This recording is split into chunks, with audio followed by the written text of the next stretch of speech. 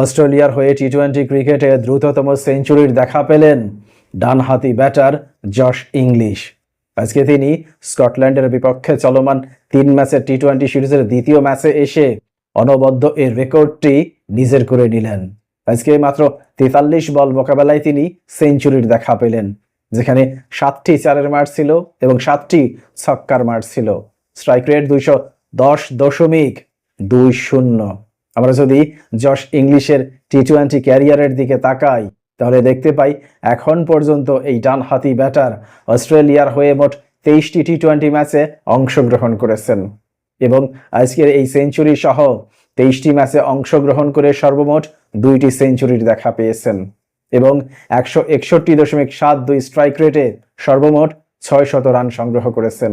অর্থাৎ তার স্ট্যাটিস্টিক্সই বলে দেয় এই ব্যাটার সবসময় আক্রমণাত্মক ক্রিকেট খেলতে পছন্দ করেন। আজকেও তার ব্যতিক্রম ছিল না। আজকে এই সেঞ্চুরি করার মধ্য দিয়ে তিনি পেছনে ফেললেন অ্যারন ফিঞ্চকে।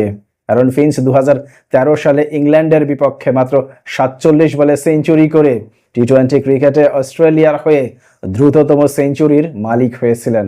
যদিও পরবর্তীতে এই রেকর্ডে ভাগ বসিয়েছিলেন খোদ জশ ইংলিশ এবং গ্লেন ম্যাক্সওয়েল, কারণ দুজনেই কিন্তু 47 বলে পরবর্তীতে সেঞ্চুরির দেখা পেয়েছিলেন। কিন্তু আজকে জশ ইংলিশ পুরো রেকর্ডটি এককভাবে নিজের দখলে নিয়ে গেলেন।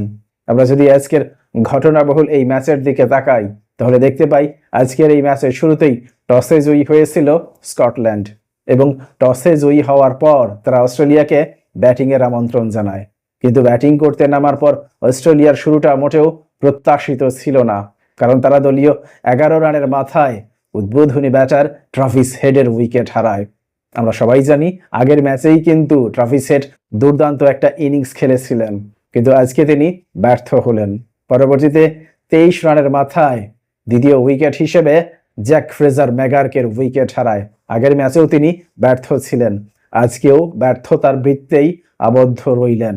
যদিও পরবর্তীতে জশ ইংলিশ এবং ক্যামেরুন গ্রিন 52 বল মোকাবেলা করে 92 রানের একটা কার্যকর পার্টনারশিপ গড়ে তুলেছিলেন এবং এই পার্টনারশিপ ভাঙার পর পরবর্তীতে মার্কাস স্টয়নিস এবং জশ ইংলিশ মিলে 43 বল মোকাবেলা করে 64 রানের আরও একটা কার্যকর পার্টনারশিপ গড়ে তুলেছিলেন।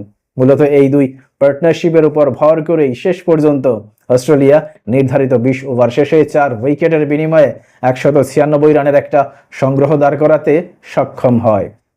আজকে অস্ট্রেলিয়ার হয়ে জশ ইংলিশ 49 বল মোকাবেলা করে 103 রানের একটা দুর্দান্ত ইনিংস খেলেন। এর বাইরে ক্যামেরুন গ্রিন 29 বল মোকাবেলা করে 36 রান করেন।